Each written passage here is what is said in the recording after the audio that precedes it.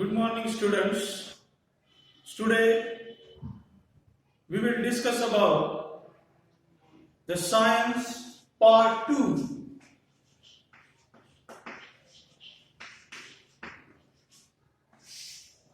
which deals with the study of biology and environmental science.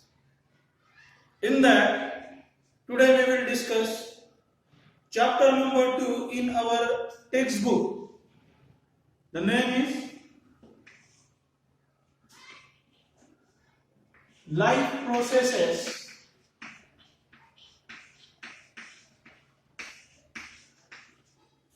in Living Organisms.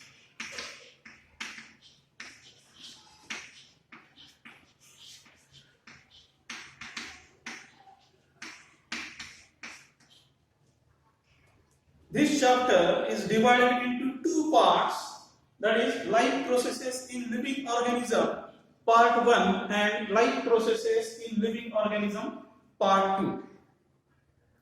Actually, in this part we deal with the two important points. In that, first point is energy production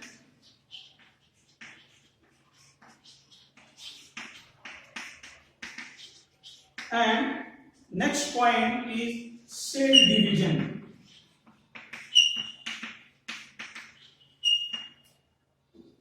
Okay, so we will discuss about these two important points. In previous standards, like in 8th and 9th standard, we are dealing with different life processes in living organisms. In that, we have already discussed about the digestive system, respiratory system, then circulatory system, which we call as a transportation, and fourth one, an important system, that is excretory. And last year in 9th standard, we have also discussed about the control and coordination, which we call as a nervous system and hormonal system. All these systems, they work independently but in coordination with each other. And to work up to optimum level, they require some sorts of energy. What it means? That means every system requires energy to perform their work. We have already seen that the energy can be harvested from carbohydrates, fats, and lipids. Carbohydrates, fats, and lipids. Okay, but it is the 50% part. We cannot generate or harvest the energy only with these nutrients or ingredients. Along with these, we will require most important thing. It is called as oxygen. So, for generation of energy, we will require these two important parts, that is nutrients like carbohydrates, fats, and lipids. In case of plants, as we know, they are the autotrophic.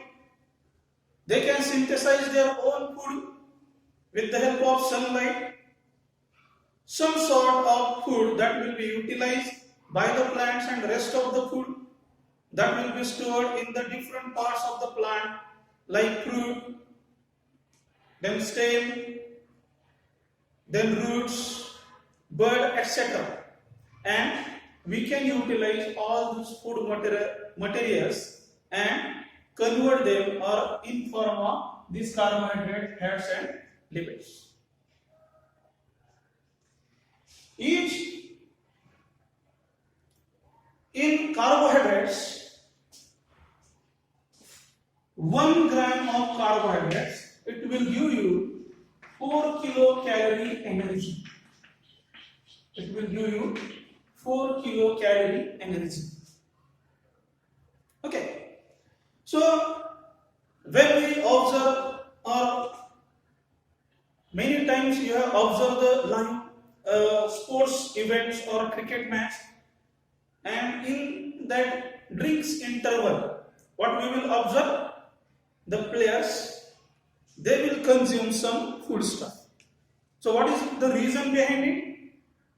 As we know, they are continuously utilizing the energy.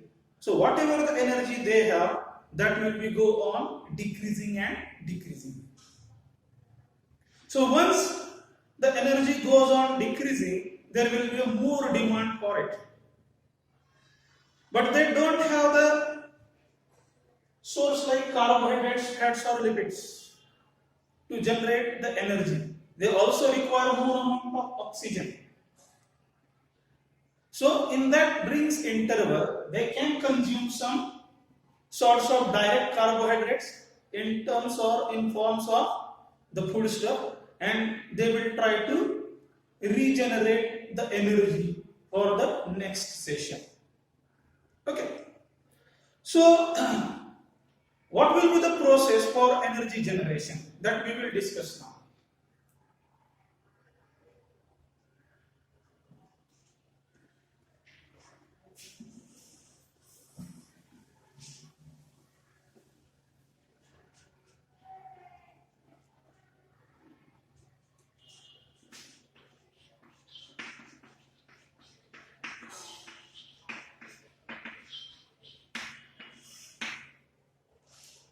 As we know, or we had already discussed in the 8th standard, there is a respiration, the process by which we can generate the energy.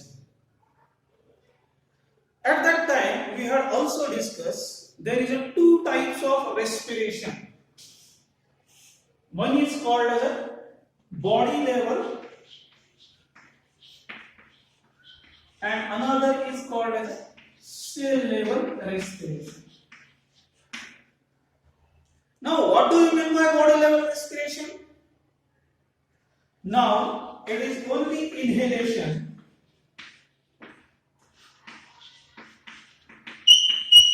and exhalation.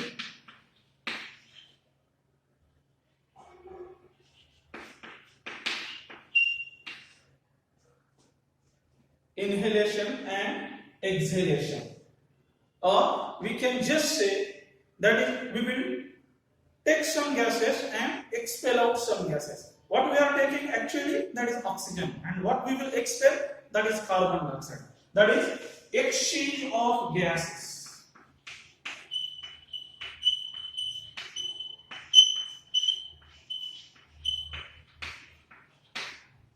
That is exchange of gases. And what we have discussed in cell level, that is nothing but whatever the carbohydrates in terms of glucose that will be oxidized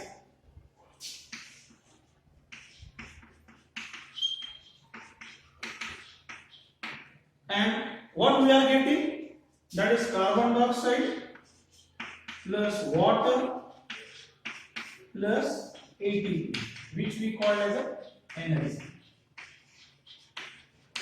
And as we know, energy is produced in the cell in mitochondria. That's why it is called as a cellular respiration. Now again, this cellular respiration, it is divided into two parts, which we call as aerobic and anaerobic respiration. What do you mean by aerobic? Aerobic means this oxidation or conversion of glucose into respective products in presence of oxygen.